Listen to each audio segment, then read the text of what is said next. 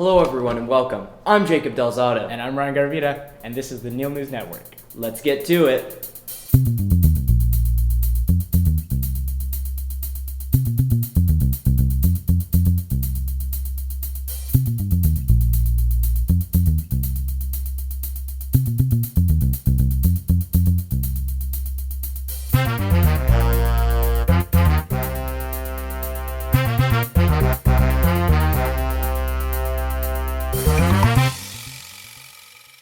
Hello and welcome back to the Neil News Network. Now Ryan, let's get to it. I understand that there's a special occasion for this Neil News Network. What's going on? Well, Jacob, it's our 10th Neil News Network of the year. What? Yeah. Woo! Number 10!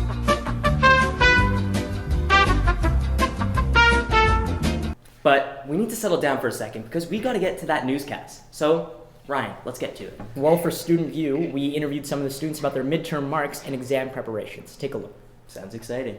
Hey everyone, this is Jack, and we're going to talk to some grade 12 students here in the cafeteria about how their second semester is going. Let's see what they have to say. I'm here with Richard Dillis. Hi, I'm Jeremiah.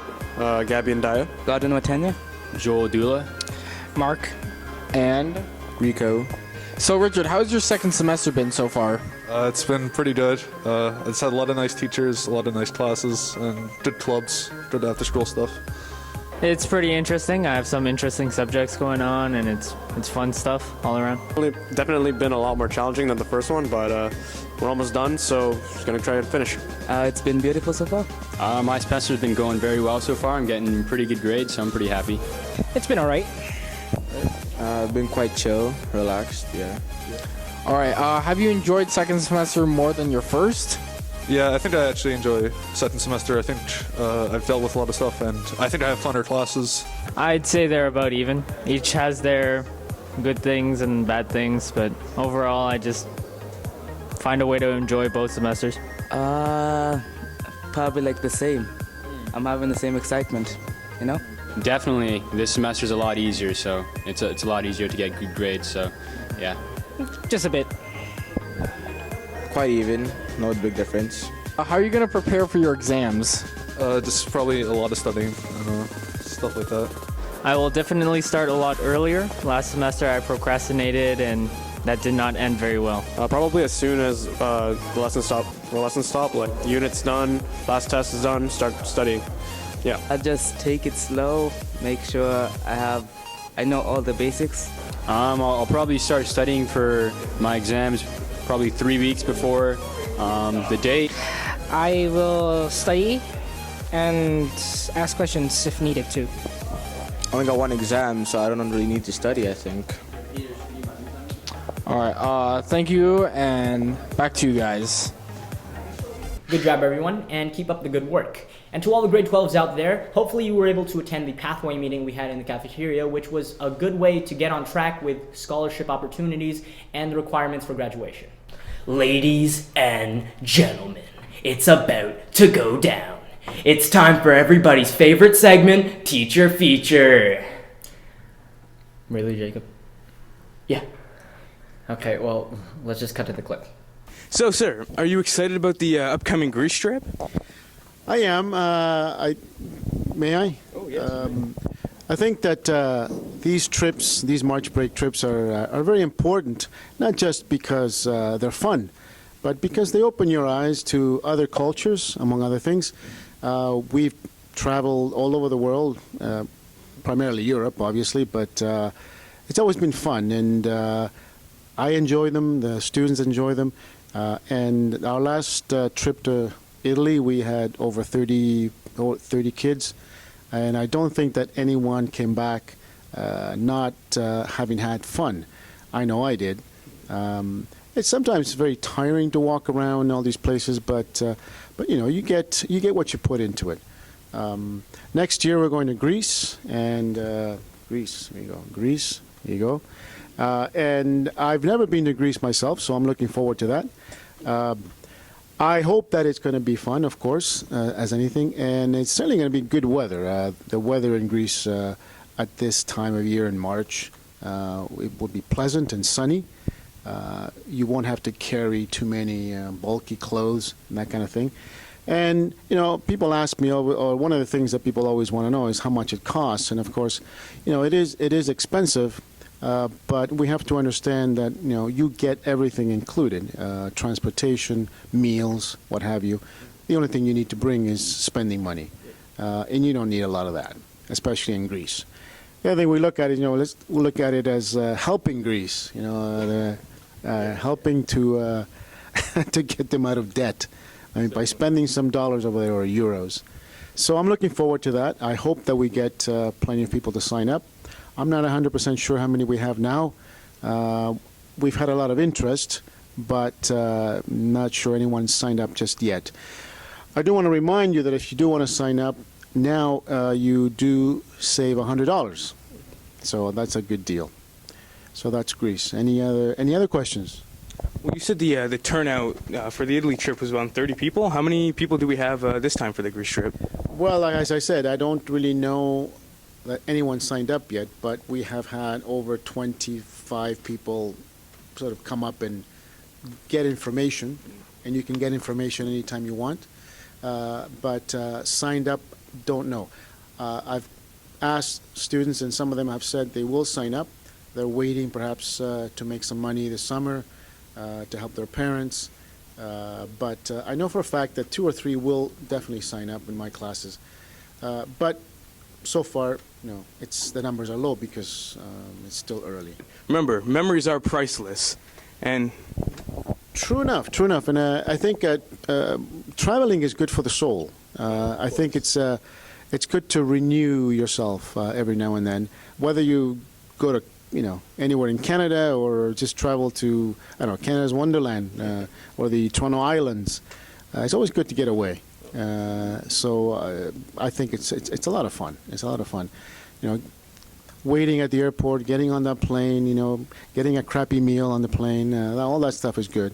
But it's always good fun. all right, well, thank you for the interview, Mr. Rosa. It's been a pleasure, and that's all the time we have. See you later. You're welcome. You're welcome. In other news, I had the privilege to interview the Stop the Stigma team about Awareness Week. Here's the interview. Hello, New McNeil. I'm Ryan Garvita, and I'm here with the Stop the Stigma team, Miss McBrady, Jonas Cancino, and Lawrence Fraginal to talk about CAMH. So we're wearing civvy today, wearing red colors, so that way to support and fundraise for CAMH. Could somebody tell me, please, what we're raising money for? Well, CAMH is the Centre for Addiction and Mental Health, and we're raising money to support CAMH so that they can assist people who have mental health issues through programs and initiatives. And we're also trying to raise awareness to stop the stigma against people with mental health in our school, and that's why we're also wearing red. Stop the stigma. Yep. So why red?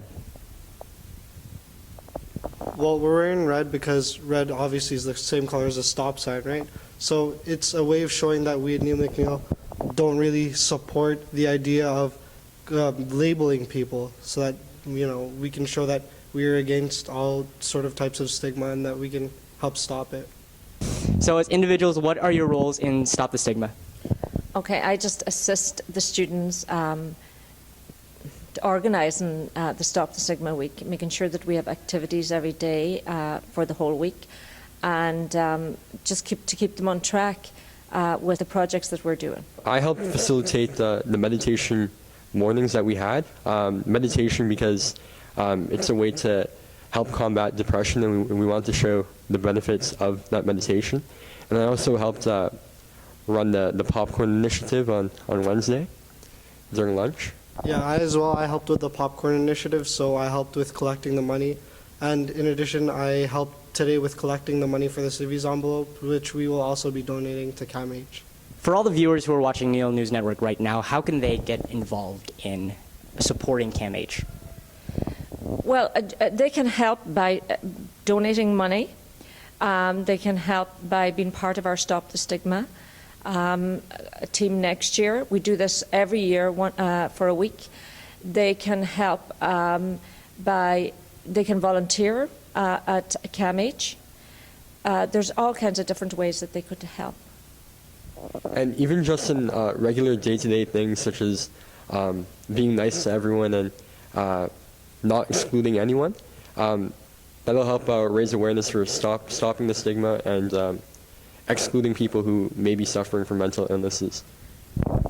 Yeah, I think that with like Jonas, awareness is a really big part of it. So I feel like anybody in a leadership position should really take advantage. So like for example, next year I'm running for student council president, and I think that one of my roles, something that I'm really going to take on, is helping with CAMH initiatives so that we can help, stop the stigma. So for the future of Stop the Stigma, are there any more upcoming events? Well, we run this event. It's a campaign that we run once a year, and usually in May. So next year again, we will be running it for a week in probably the first week in May, because that is the Mental Health Week in Canada. So we during the year we have meetings to plan for the following year. So anybody that wants to become involved can see me, and we can let them know when the meetings are, and they can help out in that way. Thanks again to Ms. McBrady, Jonas Cancino, and Lawrence Fraginal for coming in to talk to us. Remember to vote for Lawrence when he runs for president, and that's all. Thank you. Now to sports. Neil McNeil recently hosted a preseason lacrosse tournament. It was Neil McNeil versus Michael Power in an epic match. Not really though, as Neil McNeil demolished Michael Powers, winning the match by a whopping score of 6-2. Check it out.